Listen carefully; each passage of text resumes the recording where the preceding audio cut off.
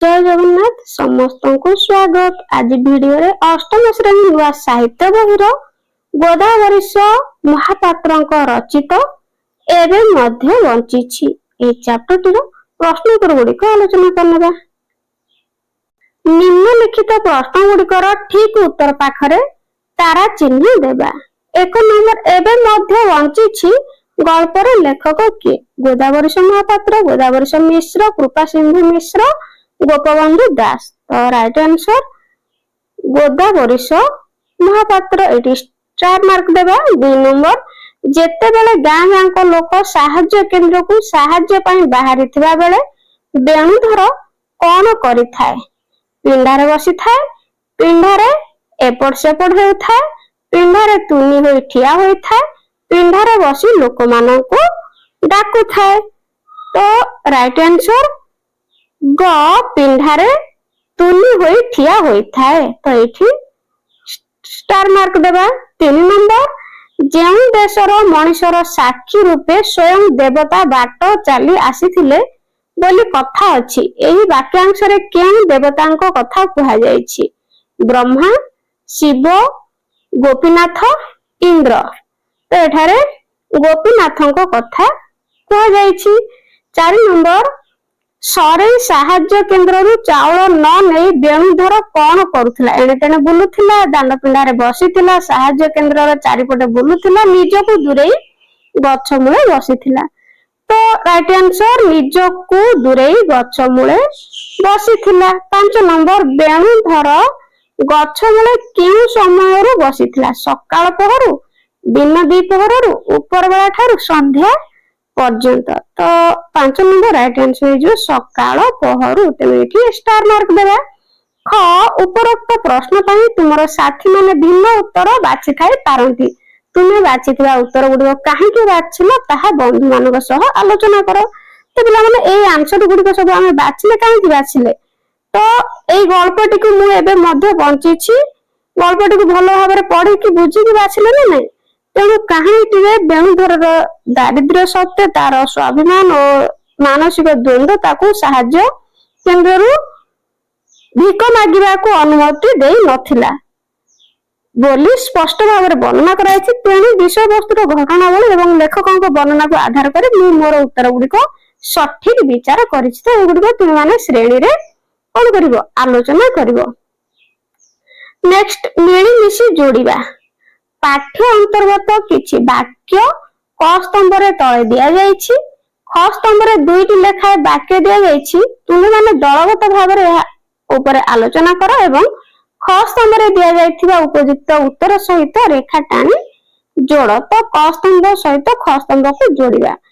क स्तंभ रे कोन किछि वाक्य दिया जायछि, तो सेई वाक्यर अर्थ 2टी लेखा वाक्य रे दिया जायछि। तो सेइथि मधुर गोटिए ठीक उत्तरटी को हमकु बाछिया को पड़िबो। तो एक रे श्यामल पत्र गहळ तळे शीतल पवन टिके पाई से आखि बुझी अनेक भाबे। तो एटी 1 नंबर। तो 1 नंबर सहित जोड़िबा। एठी मनुष्य शांत अवस्था को आसिले जहा चिंता करे ना ताहा ही वास्तवता ना चिंता करिया पर शांति अवस्था आसी थाए। तो एठी प्रथम हे जो एटा कोटा हला। तापरे 2 नंबर काहा पेटरे अन्न नाही कि काहा मुहरे हस नाही? तो अन्न न थिबारु मुहरे हस नथिला, भोकिला लोकर विचार धारा ठीक होई न थाए। तो एटा राइट आंसर कहे जो अन्न न थिबारु मुहरे हस नथिला। 3 नंबर जहा पाउछंती मुठाए ताहा सिजे खाइबा को बेଳ नाही। तो एठी राइट आंसर हे जो एटा ख हला। लोकंक क्षुधा असह्य हेबारु। नेक्स्ट 4 रे बेणुधर रो कथा सीमा पार होई गला। तो एटा हबो निज परिवार रो दारिद्रता ही दुखर कारण। 5 नंबर बेणुधर देह शीते उठिला। तो काहे कि प्रबल जाड़ हेथिबारु ना उदार व्यक्तिंकर कोमल हातर स्पर्श तार अंतरात्मा को छुईबारु। तो एटा ख एटा हे जिवो हला। एटा उदार व्यक्तिंकर कोमल हातर स्पर्श तार अंतरात्मा को छुईबारु। ख तुमे बाछिथिबा उत्तर गुड़िक बंधु मानक उत्तर सहित तुलना कर एवं तुमे जे उत्तर बाछिले ताहा काहे कि आलोचना कर। तो ये उत्तर गुड़िक आम बही गुड़िक पढ़ी ବାଛିଲା ନା ନାଇଁ। ତେଣୁ ତୁମେ ଏଟା କ୍ଲାସ ରେ ତୁମ ସାଙ୍ଗସାଥି ମାନଙ୍କ ସହିତ ଆଲୋଚନା କରିବ ଯେ ମୁଁ ମୋର ଉତ୍ତର ଗୁଡିକ ମୋ ସାଙ୍ଗ ମାନଙ୍କ ସହ ତୁଳନା କରି ଦେଖିଲି ଯେ ଆମ ଭିତରୁ ଅନେକଙ୍କ ଉତ୍ତର ପ୍ରାୟ ସମାନ ରହିଛି। ତ ଉତ୍ତର ଗୁଡିକ ସବୁ ସମାନ। ମୁଁ ଉତ୍ତର ଗୁଡିକ ବାଛିବାର ମୁଖ୍ୟ କାରଣ ହେଉଛି ମୁଁ ଏବେ ମଧ୍ୟ ବଞ୍ଚୁଛି ଗଳ୍ପର ବିଷୟବସ୍ତୁ ଏବଂ ବେଣୁଧରଙ୍କର ମାନସିକ ଅବସ୍ଥାକୁ ଭଲ ଭାବେ ପଢି ବୁଝିପାରିଛି। ଲେଖକଙ୍କ ବର୍ଣ୍ଣନା ଏବଂ କାହାଣୀର ଘଟଣାବଳୀକୁ ଆଧାର କରି ମୁଁ ମୋର ସମସ୍ତ ଉତ୍ତର ଠିକ ଭାବରେ ବାଛିବି ବୋଲି ବନ୍ଧୁ ମାନଙ୍କ ସହିତ କଣ ଆଲୋଚନା କରିବ ହେଲା। ତ ଏଇଟା ତୁମ ମାନଙ୍କ ପାଇଁ ଆଲୋଚନା କରିବା ପାଇଁ। ତ ନେକ୍ସଟ ଗଳ୍ପର ବାକ୍ୟ ଗୁଡିକୁ ପଢ, ବୁଝ ଓ ଆଲୋଚନା କର। ନିମ୍ନଲିଖିତ ବାକ୍ୟ ଗୁଡିକୁ ପଢ, ବୁଝ ଓ ଲେଖକ କାହାର ସ୍ନେହ ପାଳିତ ଗୋଟିଏ ଗଛ ମୂଳେ ପଥର ଉପରେ ବସି ପଡି ଖାଲି ଦେଖିଲା, ତାକୁ ଦିଶିଲା ଗୋଟିଏ ପ୍ରାଚୀନ ବିରାଟ ଜାତି ହଠାତ୍ କିପରି ଭିକାରୀ ପାଲଟିଗଲା। ଉତ୍ତର କାହାର ପାଲଟି ଗଲା। ଉକ୍ତ ଗଦ୍ୟାଂଶଟି ଅଷ୍ଟମ ଶ୍ରେଣୀ ସାହିତ୍ୟ ସୁରଭି ପୁସ୍ତକର ଏବେ ବି ବଞ୍ଚିଛି ଗଳ୍ପରୁ ଉଦ୍ଧୃତ। ଏଠାରେ ଲେଖକ ଗୌରବ ଓ ମହିମା ମଣ୍ଡିତ ଓଡିଶା କିପରି ଭିକାରୀ ଜାତିରେ ପରିଣତ ହୋଇଛି ବେଣୁଧରର ଭାବନା ମଧ୍ୟରେ ତାହା ପ୍ରକାଶ କରିଛନ୍ତି। ବେଣୁଧର 10 ଦିନ ଧରି ସାହାଯ୍ୟ କେନ୍ଦ୍ରରୁ ଚାଉଳ ନ ଆଣି ଫେରୁଥିଲା। ତାର ସମ୍ମାନ ବୋଧ ଯୋଗୁ ସେ ଅନ୍ୟ ପାଖରେ ହାତ ପତାଇବାକୁ ଲଜ୍ଜାବୋଧ କରୁଥିଲା। ଦୁର୍ଭିକ୍ଷ ପ୍ରପୀଡିତ ଲୋକେ ଚାଉଳ ବଣ୍ଟା କେନ୍ଦ୍ରରେ ଧାଡିରେ ଛିଡା ହୋଇ ହାତ ପୋତୁଥିଲେ। ଅର୍ଥାତ୍ ମାଗୁଥିଲେ। ତା ଭିତରେ ଜଣେ ହୋଇ ଧାଡିରେ ଛିଡା ହେବାକୁ ତାର ଇଚ୍ଛା ନଥିଲା। ଭୋକିଲା ମାନଙ୍କର ହାଅନ୍ନ ଚିତ୍କାରରେ ତା କାନ ଦାବଦା ହୋଇଯାଉଥିଲା। ଗୋଟିଏ ଗଛ ମୂଳେ ବସି ରହିଥିଲା ବେଳେ ତା ଭାବନା ଭିତରକୁ ଆସୁଥିଲା କିପରି ଏକ ପ୍ରାଚୀନ ଦୁର୍ଦ୍ଦଶ ଜାତି ଭିକାରୀ ପାଲଟିଗଲା। ଜୀବନ ଥାଉ ଥାଉ ଅପମାନ ବରଣ କରିନେଲା, ପଥ ଭୁଲିଗଲା। ପ୍ରସଙ୍ଗଟି ବାସ୍ତବ ଅଟେ। ନେକ୍ସଟ ଖ ଚିର ଶ୍ୟାମଳ ବକୁଳ ଛୁରିଅନା ମୂଳେ ଶହ ଶହ ତରୁଣ ପ୍ରାଣରେ ଯେଉଁ ଶିକ୍ଷାର ମଞ୍ଜି ପୋତା ଯାଇଥିଲା ତାହା କଣ ଶେଷକୁ ବଢି ଉଠିଲା ଏଇ ଭିକ ମାଗିବା ପାଇଁ। ଚିର ଶ୍ୟାମଳ ଭିକ ମାଗିବା ପାଇଁ। ଉକ୍ତ ଗଦ୍ୟାଂଶଟି ଅଷ୍ଟମ ଶ୍ରେଣୀ ସାହିତ୍ୟ ସୁରଭି ପୁସ୍ତକର ଏବେ ମଧ୍ୟ ବଞ୍ଚିଛି ଗଳ୍ପରୁ ଉଦ୍ଧୃତ। ଏଠାରେ ଲେଖକ ଉତ୍କଳମଣି ଗୋପବନ୍ଧୁଙ୍କ ପ୍ରତିଷ୍ଠିତ ସତ୍ୟବାଦୀ ବନବିଦ୍ୟାଳୟର ଚିତ୍ର ପ୍ରଦାନ କରି ଏହି ଶିକ୍ଷାର ପରିଣତି କଣ ଭିକ୍ଷାବୃତ୍ତି କରିବା ପାଇଁ ବୋଲି ବେଣୁଧର ଚରିତ୍ର ମାଧ୍ୟମରେ ପ୍ରଶ୍ନ କରିଛନ୍ତି। ଭାବନା ମଧ୍ୟରେ ବେଣୁଧର ପ୍ରଶ୍ନ ମନ ଏକ ଭିନ୍ନ ଜଗତକୁ ଚାଲିଯାଏ। ତା ଭିତରେ ସେ ନିଜର ତାରୁଣ୍ୟକୁ ଖୋଜି ପାଏ। ସେ ବି ଦିନେ ପାଠ ପଢିବାକୁ ଘର ଛାଡିଥିଲା। ପାଠ ପଢି ଭାବିଥିଲା ସେ ନିଜେ ଜାଗିବ ଓ ଦେଶକୁ ଜଗାଇବ। ମାତ୍ର ତାର ପାଠ ପଢା ଅକାଳରେ ଶେଷ ହୋଇଯାଇଥିଲା। ତା ଭାବନାରେ ଉତ୍କଳମଣି ଗୋପବନ୍ଧୁଙ୍କ ପ୍ରତିଷ୍ଠିତ ସତ୍ୟବାଦୀ ବିଦ୍ୟାଳୟ ଠାରେ ବକୁଳ ଛୁରିଅନା ଫୁଲ ତଳେ ପ୍ରଦାନ କରାଯାଇଥିବା ଶିକ୍ଷାର ପରିଣତି କଣ ଭିକ୍ଷାବୃତ୍ତି ଅବଲମ୍ବନ କରିବାକୁ ଶହ ଶହ ଯୁବକ ମାନଙ୍କ ପ୍ରାଣରେ କଣ ଶିକ୍ଷାର ଏହି ମଞ୍ଜି ପୋତା ଯାଇଥିଲା। ପ୍ରସଙ୍ଗରେ ଲେଖକ କ୍ଷୁଧାର୍ତ ନିକଟରେ ଶିକ୍ଷାର ମୂଲ୍ୟବୋଧ ଭିତ୍ତିହୀନ ବୋଲି ଦର୍ଶାଇଛନ୍ତି। ପ୍ରସଙ୍ଗଟି ଭାବ ଗର୍ଭକ ଅଟେ। ନେକ୍ସଟ ଭାବି ଚିନ୍ତି ଲେଖ। ନିମ୍ନଲିଖିତ ପ୍ରଶ୍ନ ଗୁଡିକୁ ପଢ, ବୁଝ ଓ ବନ୍ଧୁ ମାନଙ୍କ ସହିତ ଆଲୋଚନା କରି ଲେଖ। କ ସାହାଯ୍ୟ କେନ୍ଦ୍ରର ପିଣ୍ଡାରେ ବେଣୁଧର ତୁନି ହୋଇ ଠିଆ ହୋଇଥିବାର କାରଣ କଣ ହୋଇପାରେ। ଉତ୍ତର ଗାଁ ଗାଁଙ୍କର ଲୋକମାନେ ସାହାଯ୍ୟ କେନ୍ଦ୍ରକୁ ସାହାଯ୍ୟ ପାଇଁ ଯାଉଥିଲା ବେଳେ ବେଣୁଧର ପିଣ୍ଡାରେ ତୁନି ହୋଇ ଠିଆ ହୁଏ। ସମସ୍ତଙ୍କ ଆଗରେ ଠିଆ ହୋଇ ହାତ ପତାଇ ମାଗିବାକୁ ବେଣୁଧରକୁ ଅସୁନ୍ଦର ଲାଗେ। ନେକ୍ସଟ କ୍ୱେଶ୍ଚିନ୍, ବେଣୁଧର ପାଠ ପଢି କଣ ହେବା ପାଇଁ ଭାବିଥିଲା। ଉତ୍ତର ବେଣୁଧର ପାଠ ପଢି ନିଜେ ଜାଗିବ ଓ ଦେଶକୁ ଜଗାଇବ ବୋଲି ଭାବିଥିଲା। ଗ ବେଣୁଧର ଭିକ ମାଗିବାଟା ସୁନ୍ଦର ହେବ ନାହିଁ ବୋଲି କାହିଁକି ଚିନ୍ତା କଲା। ଉତ୍ତର ବେଣୁଧରର ଆତ୍ମସମ୍ମାନ ବୋଧ ଥିବାରୁ ଭିକ ମାଗିବାଟା ସୁନ୍ଦର ହେବ ନାହିଁ ବୋଲି ସେ ଚିନ୍ତା କଲା। ଘ ସାହାଯ୍ୟ କେନ୍ଦ୍ରକୁ ଚାଉଳ ପାଇଁ ବେଣୁଧର କେତେ ଦିନ ଯାଇ ଚାଉଳ ନ ଆଣି ଫେରିଥିଲା। ଉତ୍ତର ସାହାଯ୍ୟ କେନ୍ଦ୍ରକୁ ବେଣୁଧର 10 ଦିନ ଯାଇ ଚାଉଳ ନ ଆଣି ଫେରିଥିଲା। ଦୁର୍ଭିକ୍ଷ ରାକ୍ଷସର ଯାଦୁଘର ବୋଲି କାହାକୁ କୁହାଯାଇଛି। ଉତ୍ତର ସିରେଇ ଗାଁର ସାହାଯ୍ୟ କେନ୍ଦ୍ରକୁ ଦୁର୍ଭିକ୍ଷ ରାକ୍ଷସର ଯାଦୁଘର ବୋଲି କୁହାଯାଇଛି। ଚ ବେଣୁଧର ଗଛ ମୂଳେ ପଥର ଉପରେ ବସି ଜାତି ବିଷୟରେ କଣ ଭାବୁଥିଲେ। ଉତ୍ତର ବେଣୁଧର ଗଛ ମୂଳେ ପଥର ଉପରେ ବସି ଗୋଟିଏ ପ୍ରାଚୀନ ବିରାଟ ଜାତି ହଠାତ୍ କିପରି ଭିକାରୀ ପାଲଟିଗଲା ତାହା ଭାବୁଥିଲା। ଜୀବନ ଥାଉ ଥାଉ ଜାତିଟା କିପରି ଅପମାନ ବରଣ କରିନେଲା ତାହା ଚିନ୍ତା କରୁଥିଲା। ନେକ୍ସଟ 6 ବେଣୁଧର କିପରି ପଥର ତଳେ ପଡିଥିବାର ଦେଖି ମହାପୁରୁଷ ଜଣକ କଣ କହିଥିଲେ? ଉତ୍ତର, ବେଣୁଧର ପଥର ପରି ତଳେ ପଡିଥିବାର ଦେଖି ମହାପୁରୁଷ ଜଣକ ତାକୁ ଡାକିଥିଲେ। ନେକ୍ସଟ ଅନୁମାନ ଓ କଳ୍ପନା। କ ବେଣୁଧର ସ୍ଥାନରେ ତୁମେ ଥିଲେ କଣ କରିଥାନ୍ତ? ଯଦି ତୁମେ ବେଣୁଧର ସ୍ଥାନରେ ଥାନ୍ତ ତାହେଲେ କଣ କରିଥାନ୍ତ? ତ ଲେଖିବା। ଉତ୍ତର, ମୁଁ ବେଣୁଧର ସ୍ଥାନରେ ଥିଲେ ଭିକ୍ଷାବୃତ୍ତିକି ଆଦରି ନଥାନ୍ତି। ଖ ପାଠ ପଢି ତୁମେ ଦେଶ ପାଇଁ କଣ କରିବ ବୋଲି ଚିନ୍ତା କରିଛ? ଉତ୍ତର, ପାଠ ପଢି ମୁଁ ଦେଶ ପାଇଁ କିଛି ଭଲ କାମ କରିବାକୁ ଚିନ୍ତା କରିଛି।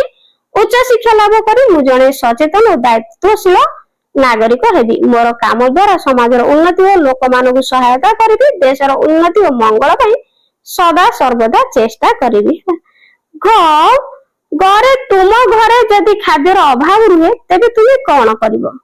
ଉତ୍ତର, ମୋ ଘରେ ଯଦି ଖାଦ୍ୟର ଅଭାବ ରହେ ତାହେଲେ ମୁଁ ପରିଶ୍ରମ ବଳରେ ଖାଦ୍ୟ ଉତ୍ପାଦନ କରି ଏହାର ଅଭାବ ମେଣ୍ଟାଇବି। ଅନ୍ୟକୁ ହାତ ନ ପତାଇ ପରିଶ୍ରମ କରି ଅର୍ଥ ରୋଜଗାର କରି ଅଭାବ ମେଣ୍ଟାଇବି। ଘ ଯଦି କେବେ ତୁମେ ବକୁଳ ବନକୁ ଯାଅ ସେଠାରେ ତୁମ ମନ ଭିତରେ କେଉଁ ଭାବନା ସୃଷ୍ଟି ହେବ? ଉତ୍ତର, ଯଦି ମୁଁ ବକୁଳ ବନକୁ ଯାଏ ତାହେଲେ ମୋ ମନରେ ଜାତୀୟ ଭାବନା ସୃଷ୍ଟି ହେବ। ବକୁଳ ଫୁଲର ମଧୁର ସୁଗନ୍ଧ ଓ ଶାନ୍ତ ପରିବେଶ ମନକୁ ଶାନ୍ତି ଦେବ। ପ୍ରକୃତିର ସୌନ୍ଦର୍ଯ୍ୟ ଦେଖି ମନରେ ଆନନ୍ଦ ଓ ପ୍ରସନ୍ନତା ଭରିଯିବ। ଯଦି କେବେ ଦୁର୍ଭିକ୍ଷ ପଡେ ତେବେ ତୁମେ କିପରି ଲୋକମାନଙ୍କୁ ସହାୟତା କରିବ? ଉତ୍ତର, ଯଦି କେବେ ଦୁର୍ଭିକ୍ଷ ପଡେ ଲୋକମାନେ ଖାଦ୍ୟ ଓ ଜଳ ଅଭାବରେ ବହୁତ କଷ୍ଟ ପାଇବେ ସେତେବେଳେ ମୁଁ ଦରିଦ୍ର ଓ ଭୋଗୀ ମାନଙ୍କୁ ସହାୟତା କରିବି। ଚାଉଳ, ଡାଲି ଓ ଅନ୍ୟାନ୍ୟ ଖାଦ୍ୟ ସାମଗ୍ରୀ ସଂଗ୍ରହ କରି ସେମାନଙ୍କୁ ବଣ୍ଟନ କରିବି। ଅସହାୟ ଲୋକଙ୍କୁ ଆଶ୍ରୟ ଦେବାକୁ ଚେଷ୍ଟା କରିବି। ଚାଷୀ ମାନଙ୍କୁ ବୀଜ ଅର୍ଥାତ୍ ମଞ୍ଜି ଓ ସାର ଦେଇ ପୁଣି ଥରେ ଚାଷ କରିବାକୁ ସହାୟତା କରିବି। ତ ଦେଖ ଏଠି ନୀଳକଣ୍ଠ, ଗୋପବନ୍ଧୁ, ଗୋଦାବରୀଶ, ହରିହର, କୃପାସିନ୍ଧୁଙ୍କ ଫଟୋ ଚିତ୍ର। ତ ପିଲାମାନେ ତୁମମାନେ ଏମାନଙ୍କୁ ସବୁ ଚିହ୍ନିବ ହେଲା। ନେକ୍ସଟ ପରିବର୍ତ୍ତିତ କାହାଣୀ। କଳ୍ପନା କର କାହାଣୀଟି କିପରି ଆଗକୁ ବଢିବ। ତ କରେ ପ୍ରଶ୍ନ ଦେଇଛି, ଯଦି ବେଣୁଧର ସାହାଯ୍ୟ କେନ୍ଦ୍ରକୁ ଯାଇଥାନ୍ତା ତେବେ କଣ ହେଇଥାନ୍ତା?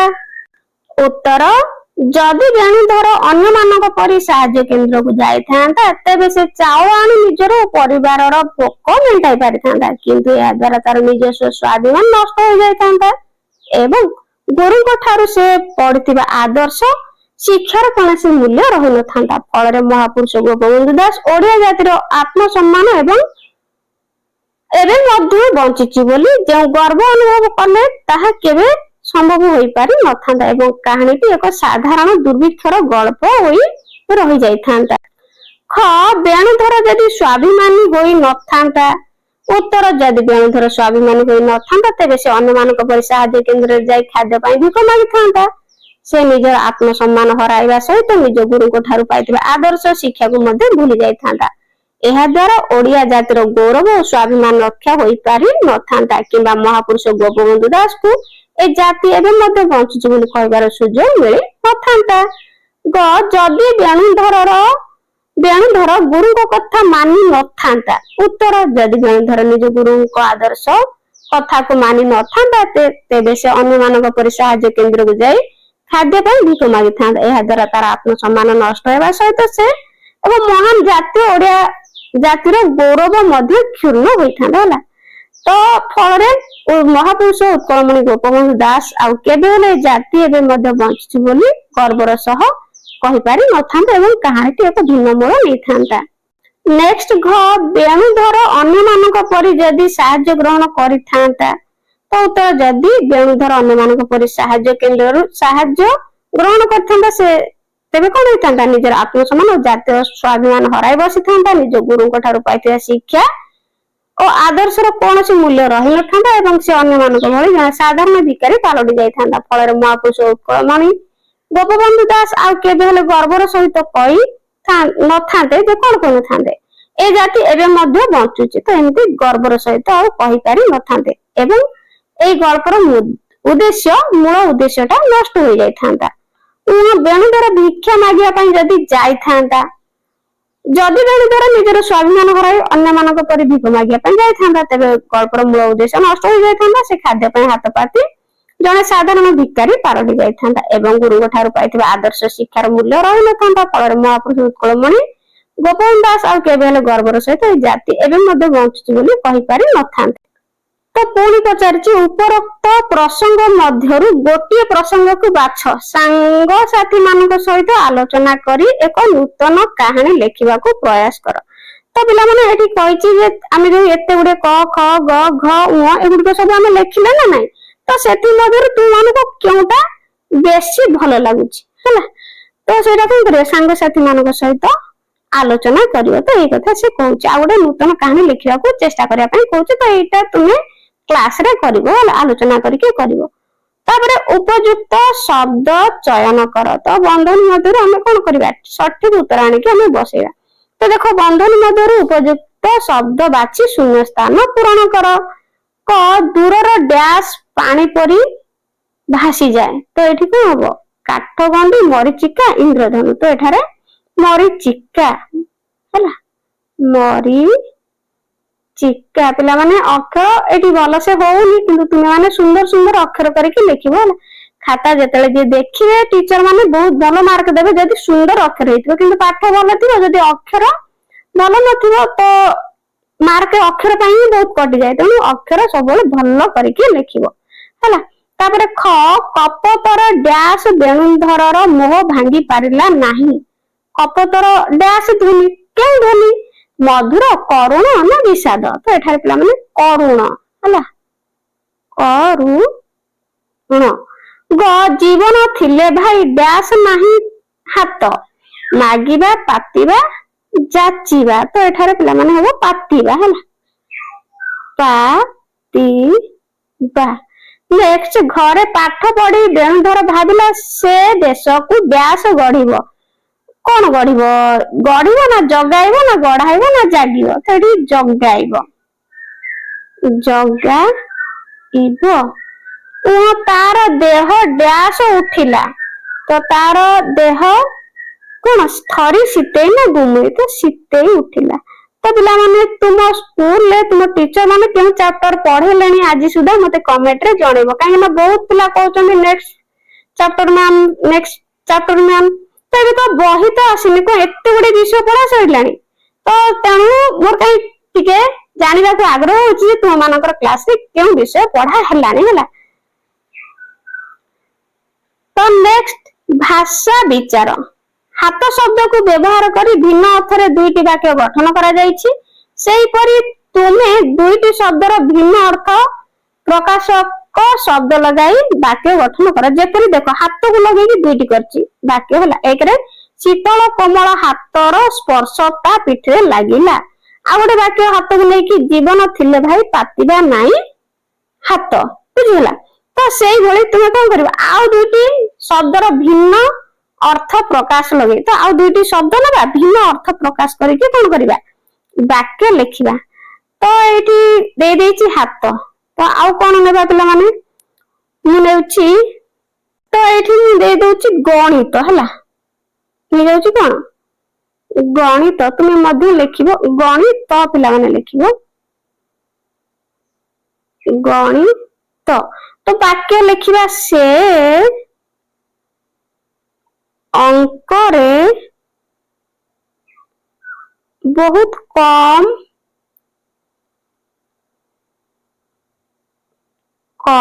ନମ୍ବର ରଖିଛି ହେଲା। ଏମିତି ଗୋଟେ ସେଣ୍ଟେନ୍ସ ହେଲା ଗଣିତକୁ ନେଇକି, ସେ ଅଙ୍କରେ ବା ଗଣିତରେ ବହୁତ କମ ନମ୍ବର ରଖିଛି। ତ କମ ନମ୍ବର ରଖିଛି ଗୋଟିଏ ହେଲା ସେଣ୍ଟେନ୍ସ ନା ନାଇଁ। ତ ସେଇଭଳି ଆଉ ଗୋଟେ ନବା ସେଣ୍ଟେନ୍ସ। ଆଉ ଗୋଟେ ଗଣିତ ଅର୍ଥ ନାଟକର ବିଭାଗ। ନାଟକର ଲେଖିବ ନାଟକର ବିଭାଗ। ତ ହାଇପେନ ଦେଇକି ଲେଖିବ ନାଟକଟି 5ଟି ଅଙ୍କରେ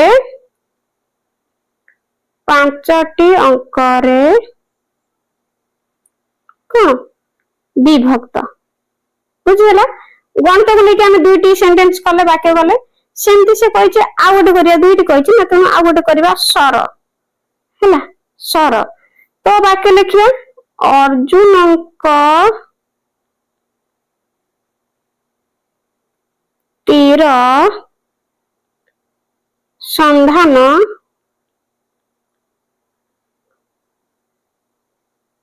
ଅବ୍ୟର୍ଥ ଥିଲା। ଏଠି ପିଲାମାନେ ଏଠି କଣ ତୀର ଅର୍ଥ ଅର୍ଜୁନଙ୍କ ସର ଗୋଟେ ହେଲା। ଆଉ ଗୋଟେ ବାକ୍ୟ ଲେଖିବା କୂଳ, ନଦୀ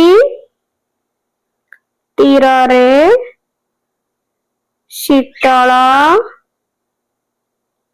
ପବନ ବହେ ହେଲା, ଏମିତି ଲେଖିଦବ। ଦୁଇଟି ବାକ୍ୟ, ତ ଦୁଇଟି ଶବ୍ଦକୁ ନେଇକି ଦୁଇଟି ବାକ୍ୟ ଲେଖିଲେ। ନେକ୍ସଟ କାଳ ସମୟ ବିଚାର। ତୁ ମାନେ କାଳ ସମୟ ଜାଣିଛ ନା ନାଇଁ? ତ ଜାଣିଥିବ ହେଲା, ତ ତାକୁ ବର୍ତ୍ତମାନ ଆମେ ଆଲୋଚନା କରିବା। ତ ଦେଖ ନିମ୍ନରେ ଦିଆଯାଇଥିବା ବାକ୍ୟ ଗୁଡିକ ପଢ ମନ ଦେଇକି କଣ ମାନେ ପଢିବ। କରେ ମୁହଁ ବୁଲେଇ ଦେଖେ ଦୂରରେ ଗଛ ଗହଳରେ ଶିରେଇ ଗାଁ। ନେକ୍ସଟ ଦେଇଛି ଖରେ ମୁହଁ ବୁଲେଇ ଦେଖିଲା ଦୂରକୁ ଗଛ ଗହଳରେ ଶିରେଇ ଗାଁ ଦିଶୁଛି। ତ ଗରେ ଦେଇଛି ମୁହଁ ବୁଲେଇ ଦେଖିବ ଦୂରରେ ଗଛ ଗହଳିରେ ଶିରେଇ ଗାଁ ଦିଶିବ। ତ ଦେଖେ, ଦେଖିଲା, ଦେଖିବ। ତ ଏଠି ତିନି ପ୍ରକାର ବାକ୍ୟ ରହିଛି, ତିନି ପ୍ରକାର କାଳକୁ କଣ କରୁଛି ସୂଚଉଛି। ତ ଦେଖେ ପିଲାମାନେ କଣ ହବ? ତ ଅତୀତ କାଳ। ଏଠି ଲେଖିବ କଣ ଅତୀତ କାଳ। ତାପରେ ଦେଇଛି ଦେଖିଲା, ପିଲାମାନେ ଦେଖିଲା କଣ ହବ ବର୍ତ୍ତମାନ କାଳ। ଲେଖିବ ବର୍ତ୍ତମାନ କାଳ। ତାପରେ ମୁହଁ ବୁଲେଇ ଦେଖିବ, ଦେଖିବ ହେଲେ କଣ ଭବିଷ୍ୟତ କାଳ। ଭବିଷ୍ୟତ କାଳ ହେଲା। ତ ସେ ପଚାରୁଛି ବାକ୍ୟର ରେଖାଙ୍କିତ ପଦରୁ ବୁଝା ପଡୁଛି କି କାର୍ଯ୍ୟର ହେବାର ସମୟକୁ କାଳ କୁହାଯାଏ। କାର୍ଯ୍ୟର ହେବା ସମୟକୁ କାଳ କୁହାଯାଏ। ତ କ୍ରିୟାର ଯେଉଁ ରୂପ ସୂଚାଇଥାଏ ସେ କେବେ କୌଣସି କାର୍ଯ୍ୟ କରାଯାଇଥିଲା, ଘଟୁଛି କିମ୍ବା ଘଟିବାକୁ ଯାଉଛି ତାହାକୁ କାଳ କୁହାଯାଏ। ତ କାର୍ଯ୍ୟ କେବେ ଘଟିବ କି ଘଟିବାକୁ ଯାଉଛି କି ଘଟି ସାରିଛି ତ ତାକୁ କୁହାଯାଏ କଣ କାଳ କୁହାଯାଏ। ତ କାଳ ତିନି ପ୍ରକାର ମନେ ରଖିବ। ଅତୀତ କାଳ, ଅତୀତ କାଳ ଅର୍ଥାତ୍ ଯେଉଁ କାର୍ଯ୍ୟ କରାଯାଇ ସାରିଛି। ବର୍ତ୍ତମାନ କାଳ ହଉଛି ଯେଉଁ କାର୍ଯ୍ୟ କରାଯାଉଛି। ଭବିଷ୍ୟତ କାଳ ହେଇଗଲେ ଯେଉଁ କାର୍ଯ୍ୟ କରାଯିବ। ତାପରେ ବାକ୍ୟର କାଳ ସମୟ ପରିବର୍ତ୍ତନ। ଶହ ଶହ ପ୍ରାଣୀ କାନି ପତାଇ ମାଗୁଛନ୍ତି, ବେଣୁଧର ପ୍ରାଣର ରସ ମରିଯାଇଛି।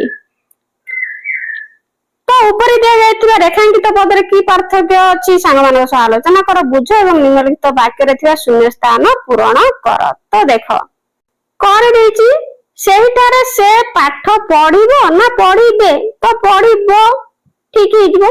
ଖରେ ଆପଣ ମାନେ ଏଠାକୁ ଆସ ନା ଆସନ୍ତୁ? ଆପଣ ମାନେ ଯେହେତୁ ବହୁ ବଚନ ଆସନ୍ତୁ। ସେମାନେ ମତେ ହସାଇଲା ନା ହସାଇଲେ? ଠିକ ହବ କୋଉଟା ପିଲାମାନେ ହସାଇଲେ। ଗ କାନି ପତେଇ ସେ ମାଗି ପାରେ, କାନି ପତେଇ ସେ ମାଗି ପାରେ ଠିକ ଅଛି। ତ ନିମ୍ନରେ ଦିଆଯାଇଥିବା ବାକ୍ୟ ଗୁଡିକୁ ବର୍ତ୍ତମାନ ଏବଂ ଭବିଷ୍ୟତ କାଳରେ ଲେଖ। ତ ବର୍ତ୍ତମାନ ଆଉ ଭବିଷ୍ୟତ କାଳରେ ଲେଖିବା ହେଲା। ତ ଉତ୍ତର ଦେଖ କରେ ତାଙ୍କ ଆଖିରୁ ଲୁହ ଝରି ପଡିଲା। ତ ଏଇ ସେଣ୍ଟେନ୍ସ କୁ ଆମେ କଣ କରିବା ବର୍ତ୍ତମାନ କାଳ କରିବା, ପୁଣି ଭବିଷ୍ୟତ କାଳ କରିବା।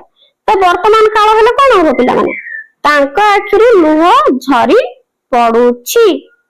ତ ଉତ୍ତର ଲେଖି ନବ ତାଙ୍କ ଆଖିରୁ ଲୁହ ଝରି ପଡୁଛି ବର୍ତ୍ତମାନ କାଳ, ତାଙ୍କ ଆଖିରୁ ଲୁହ ଝରିବ ଭବିଷ୍ୟତ କାଳ। ସେଇଭଳି ସେ ଅନୁରୋଧ କରି କହିଲେ, ସେ ଅନୁରୋଧ କରି କହୁଛି ବର୍ତ୍ତମାନ କାଳ, ସେ ଅନୁରୋଧ କରି କହିବେ ଭବିଷ୍ୟତ କାଳ। ବେଣୁଧର ସମ୍ଭାଳି ପାରିଲା ନାହିଁ, ବେଣୁଧର ସମ୍ଭାଳି ପାରୁଛି ବର୍ତ୍ତମାନ କାଳ, ବେଣୁଧର ସମ୍ଭାଳି ପାରିବ ଭବିଷ୍ୟତ କାଳ। ତ ଘରେ ମହାପୁରୁଷ ଅନେକ କ୍ଷଣ ଠିଆ ହେଲେ, ତାହେଲେ ଏଠି ଠିଆ ହୋଇଛନ୍ତି ବର୍ତ୍ତମାନ କାଳ, ମହାପୁରୁଷ ଅନେକ କ୍ଷଣ ଠିଆ ହେବେ ଭବିଷ୍ୟତ କାଳ। ନେକ୍ସଟ ଶବ୍ଦ କୋଷର ବିଚାର। ତୁମେ ଜାଣ ଯେ ଅଭିଧାନ ବ୍ୟବହାର କରି ଶବ୍ଦର ଅର୍ଥ ଜାଣିହୁଏ। ଅଭିଧାନ ଆମେ ଶବ୍ଦର ଅର୍ଥ ଜାଣିପାରୁ ନା ନାହିଁ? ଜାଣିପାରୁ। ନିମ୍ନରେ ପାଠରୁ ନିଆଯାଇଥିବା ବାକ୍ୟ ଗୁଡିକର ଏକ ନିର୍ଦ୍ଦିଷ୍ଟ ପଦକୁ ରେଖାଙ୍କିତ କରାଯାଇଛି। ରେଖାଙ୍କିତ ପଦ ଗୁଡିକର ଅର୍ଥ ଡାହାଣ ପାଖରେ ଦିଆଯାଇଛି, ଠିକ ଅର୍ଥ ଉପରେ ଗୋଲ ବୁଲା। ଦେଇଛି କଣ ବାମ ପଟରେ କିଛି ବାକ୍ୟ ଦେଇଛି, ତାର ଭାବନା ଦେଇଛି ଗୁଡିକ ଡାହାଣ ପଟରେ। ତ ବାମ ପଟ ସହିତ ଆମେ ଡାହାଣ ପଟକୁ କଣ କହିବା ଭାବନା ସହିତ ଆମେ ସବୁ ଯୋଡିବା ହେଲା। ତ ପ୍ରଥମେ ଦେଖ ଏକ ନମ୍ବରରେ ଦେଇଛି ସମସ୍ତଙ୍କ ଆଗରେ ମୁଁ ହାତ ପତେଇ ଠିଆ ହୋଇ ମାଗିବାଟା ସୁନ୍ଦର ହେବ ନାହିଁ। ତାହେଲେ ପିଲାମାନେ ଏଟା ଉତ୍ତର ହେଇଯିବ, ଏଟା ହେଇଯିବ ମାଗିବାଟା ଭଲ ହେବ ନାହିଁ, ତାକୁ ସୁନ୍ଦର ଲାଗିବ ନାହିଁ, ତେଣୁ ତା ସ୍ୱାଭିମାନ କଥା ସେ କହୁଛି। 2 ନମ୍ବର, ମାତ୍ର ନିଜ ଭିତରେ ସେ ଦେଖେ ଆଉ ଗୋଟିଏ ଜଗତ। ତ ଏଇଟା ହେଇଯିବ କଣ, ସେ କଳ୍ପନା କରୁଛି ନା ନାଇଁ। এইভাবে ପିଲାମାନେ ସବୁ ଅର୍ଥକୁ ଭାବନାକୁ କଣ କରିବ, ମ୍ୟାଚ୍ କରିବ। ତାପରେ 3 ନମ୍ବର, ପାଠ ପଢି ପଢି ସେ ଭାବିଲା ସେ ଜାଗିବ ଦେଶକୁ ଜଗାଇବ। ତାହେଲେ ଏଟା ହଉଛି ତା ପ୍ରତି ତାର ଦେଶ ପ୍ରେମ।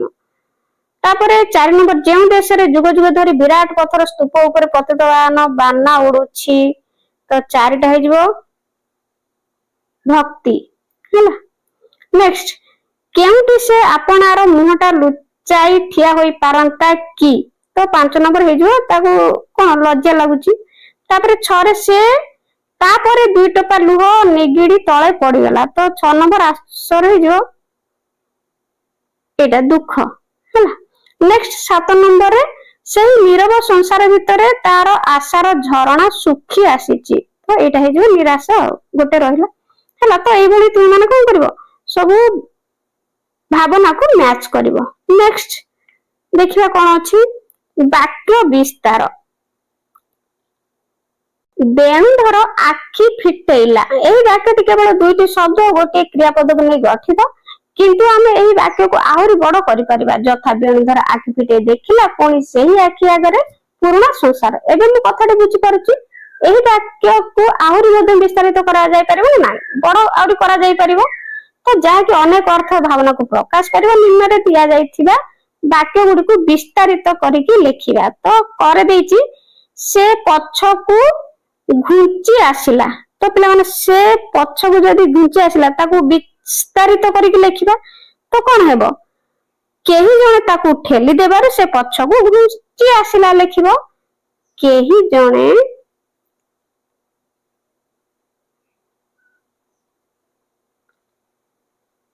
ତାକୁ ଠେଲି ଦେବାରୁ ସେ ପଛକୁ ଘୁଞ୍ଚି ଆସିଲା। ତ ଏଇଭଳି ଲେଖିବ ହେଲା। କରେ, ତାପରେ ଖରେ ଦେଇଛି ତାକୁ ଦିଶିଲା। ତ ତାକୁ ଦିଶିଲା ଯଦି ଆମେ ବିସ୍ତାରିତ କରିକି ଲେଖିବା କଣ, ତାକୁ ବହୁ ଦୂରରେ ଥିବା ଜଳାଶୟଟିଏ ଦିଶିଲା। ତ ତାକୁ ଏଠି ଲେଖି ଦଉଛି, ତାକୁ ବହୁ ଦୂରରେ ଥିବା ଜଳାଶୟଟିଏ ଦିଶିଲା। ନେକ୍ସଟ, ଗରେ ସେ ନିଜକୁ ଖୋଜିଲା। ଉତ୍ତର, ସେ ନିଜକୁ ପ୍ରଶ୍ନ ପଚାରି ତାର ଉତ୍ତର ଖୋଜିଲା। এইଭଳି ଭାବରେ ବିସ୍ତାରିତ କରି ଲେଖିବ। ନେକ୍ସଟ, ଘରେ ମୁହଁ ବୁଲେଇ ଦେଖ। ମୁହଁ ବୁଲେଇ ଦେଖିଲା, କେହି ଜଣେ ତାକୁ ପ୍ରଶ୍ନ ପଚାରୁଛନ୍ତି। ମୁହଁରେ ବେଣୁଧର ଘରକୁ ଫେରି ଆସିଲା। ତ ତାକୁ ବିସ୍ତାରିତ କରି ଲେଖିବା। ବେଣୁଧର ଖାଲି ହାତରେ ଦ୍ରୁତ ଗତିରେ ଘରକୁ ଫେରି ଆସିଲା। କିପରି ଠିଆ ହେବ, ତାକୁ ବିସ୍ତାରିତ କରି ଲେଖିବା। କିପରି ଏତେ ସମୟ ଧରି ଏତେ ବଡ ଧାଡିରେ ଠିଆ ହେବ। ତ ଏଠି ତୁମେ ମାନେ ଅଲଗା ବିସ୍ତାରିତ କରି ମଧ୍ୟ ତୁମେ ମାନେ କଣ କରିବ, ବାକ୍ୟ ଲେଖିପାରିବ। ତାପରେ ଦୂରଭାଷରେ ଯୋଗାଯୋଗ। ତୁମେ କଳ୍ପନାର ପାଠ୍ୟ ଅନ୍ତର୍ଭୁକ୍ତ କାହାଣୀଟି ବର୍ତ୍ତମାନ ସମୟର ବେଣୁଧର ସାହାଯ୍ୟ କେନ୍ଦ୍ରକୁ ନ ଯିବା ପାଇଁ ଜିଦି ଧରିଛନ୍ତି, କିନ୍ତୁ ତାଙ୍କର ଦାରିଦ୍ର୍ୟ ଜୀବନ ତାଙ୍କୁ ସାହାଯ୍ୟ କେନ୍ଦ୍ରକୁ ଯିବା ପାଇଁ ବାଧ୍ୟ କରୁଛି। ତୁମେ କଳ୍ପନା କରି ବେଣୁଧର ଏବଂ ତାଙ୍କ ଦାରିଦ୍ର୍ୟ ଜୀବନ ମଧ୍ୟରେ ହୋଇଥିବା କଥାବାର୍ତ୍ତା ଲେଖ। ତ ଏଇଟା ଲେଖିବା କଥାବାର୍ତ୍ତା। ଦାରିଦ୍ର୍ୟ ବେଣୁଧରକୁ କହିବ, ବେଣୁଧର, ତୁମ ପରିବାର ଭୋକରେ ଡହଳ ବିକଳ ହେଉଛନ୍ତି, ତେଣୁ ତୁମେ ନିଜର ସ୍ୱାଭିମାନ ଛାଡି ସାହାଯ୍ୟ କେନ୍ଦ୍ରକୁ ଯାଅ ଚାଉଳ ଆଣିବା ଉଚିତ। ଏହାର ଉତ୍ତରରେ ବେଣୁଧର କହିବ, ନା, ମୁଁ ମୋ ଗୁରୁଙ୍କ ଠାରୁ ଶିଖିଛି ଯେ ଜୀବନ ଥିବା ପର୍ଯ୍ୟନ୍ତ କାହା ଆଗରେ ହାତ ପାତି ଭିକ ମାଗିବା ଅନୁଚିତ। ଦାରିଦ୍ର୍ୟକୁ ବୁଝେଇବ ଯେ କେବଳ ଆଦର୍ଶ ଓ ସ୍ୱାଭିମାନ କେବେ ପେଟର ଭୋକ ମେଣ୍ଟାଇ ପାରିବ ନାହିଁ। କିନ୍ତୁ ବେଣୁଧର ନିଜେ କଣ ଏଠି ଲେଖିବ ଜିଦରେ ହେଲା, ଜିଦରେ ଅଟଳ ରହି କହିବେ, ଯେତେ ଦୁଃଖ କଷ୍ଟ ଆସିଲେ ମଧ୍ୟ ମୁଁ ଜାତିର ଟେକ ଓ ମୋର ଆତ୍ମସମ୍ମାନକୁ କେବେ ହେଲେ ହରାଇବି ନାହିଁ। ଖରେ ପଚାରିଛି, କଳ୍ପନା କରନ୍ତୁ ଯେ ବେଣୁଧର ସାହାଯ୍ୟ କେନ୍ଦ୍ରରେ ଦେଖୁଥିବା ଦୃଶ୍ୟକୁ ଦେଖି ନିଜ ମନ ଭିତରେ ଅନେକ ଚିନ୍ତା କରୁଛନ୍ତି। ତୁମେ ବେଣୁଧରର ଭାବନାକୁ ମୋବାଇଲରେ ମେସେଜରେ ଲେଖି ବନ୍ଧୁକୁ ଜଣେଇବ। ତାହେଲେ କଣ ମୋବାଇଲ ଦେଇଦେଲେ ସବୁ କିଛି ଲେଖିଦବ ନାହିଁ। ତ ଉତ୍ତର ଲେଖିବ, ସାଙ୍ଗ ଆଜି ସିରେଇ ଗାଁ ସାହାଯ୍ୟ କେନ୍ଦ୍ରରେ ଲୋକଙ୍କର ବିକଳ ଅବସ୍ଥା ଦେଖି ମୋ ହୃଦୟ କାନ୍ଦି ଉଠୁଛି। ଏକ ପ୍ରାଚୀନ ବିରାଟ ଓଡିଆ ଜାତି ଜୀବନ ଥାଉ ଥାଉ କିପରି ଅପମାନ ବରଣ କରି ଭିକାରୀ ପାଲଟି ଯାଇଛି ତାହା ଦେଖି ମୁଁ ସ୍ତବ୍ଧ ହୋଇଯାଇଛି। ମୁଁ କେବଳ ଭାବୁଛି ପିଲାଦିନେ ବକୁଳ ବନରେ ଆମେ ପାଇଥିବା ଆଦର୍ଶ ଶିକ୍ଷା କଣ ଶେଷରେ ଏହିପରି ଭିକ ମାଗିବା ପାଇଁ ଉଦ୍ଦିଷ୍ଟ ଥିଲା? ତ ଏହିପରି ତୁମେ ଲେଖିଦବ। ନେକ୍ସଟ ତୁମର ଦୈନନ୍ଦିନୀ ଅଗଷ୍ଟ ମାସ 3 ତାରିଖ ଆଜି ମୁଁ ମୋ ମାମୁଁ ଘରକୁ ଗଲି। ତ ଦୈନନ୍ଦିନୀ ଲେଖିବ ହେଲା, ଏହାର ଉତ୍ତର ଲେଖିବ। ଦୈନନ୍ଦିନୀ ଆଜି ମୁଁ ସକାଳ 7ଟାରେ ଘରୁ ବାହାରି ମାମୁଁ ଘରକୁ ଗଲି। ବାଟରେ ହାଲୁକା ବର୍ଷା ହେଲା, ଗୁଳିଗୁଳିରୁ ସାମାନ୍ୟ ଆଶ୍ୱସ୍ତି ମିଳିଲା। ସକାଳ 9ଟାରେ ମୁଁ ମାମୁଁ ଘରେ ପହଞ୍ଚିଲି। ମାମୁଁ ଓ ମାଇଁ ମତେ ହସି ହସି ସ୍ୱାଗତ କଲେ। ସେମାନଙ୍କ ସହିତ ମୁଁ ସକାଳ ଜଳଖିଆ ଖାଇଲି। ଦିନ 12:30ରେ ମୁଁ ମଧ୍ୟାହ୍ନ ଭୋଜନ କଲି। ମାଇଁ ନିଜ ହାତରେ ଭୋଜନ ପ୍ରସ୍ତୁତି କରିଥିଲେ। ଭୋଜନ ପରେ ମୁଁ କିଛି ସମୟ ବିଶ୍ରାମ ନେଲି। ଅପରାହ୍ନରେ ମାମୁଁ ଘର ଗାଁରେ ବୁଲାବୁଲି କଲି। ଗାଁର ଶାନ୍ତ ଓ ସବୁଜିମା ପରିବେଶ ମତେ ଆକୃଷ୍ଟ କରିଥିଲା। ସନ୍ଧ୍ୟା 5ଟା ବେଳକୁ ଘରକୁ ଫେରିଲୁ। ଦିନଟି ସୁଖଦ ଓ ସ୍ମରଣୀୟ ଥିଲା। ତ ଏଇଭଳି ଏଇଠି ଲେଖିଦବ। ନେକ୍ସଟ ଆଗକୁ ତ ଆଉ ନାହିଁ ପିଲାମାନେ ହେଲା, ଏଟା ବାହ୍ୟ ପାଠ୍ୟର ବହିର୍ଭୂତ ଅଟେ। ତ ଆଶା କରୁଛି ଭିଡିଓଟି ବହୁତ ହେଲ୍ପଫୁଲ ହେଇଥିବ।